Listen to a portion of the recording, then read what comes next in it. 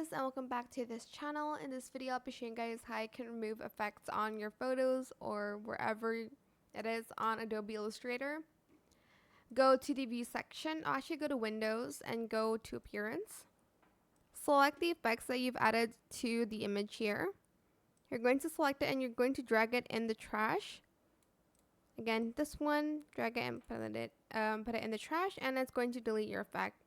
So for instance, you've already exited Adobe Illustrator and you can't undo it. You're just going to delete effects there.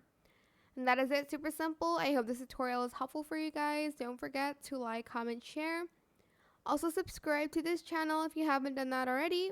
If you have any more questions about this video, just leave it in the comment section down below. I will try my best to answer them all for you guys. And if you found this video helpful, please click the thanks button as well. And that is pretty much it for this video. Hope you have a great day. Thank you so much for watching. Bye.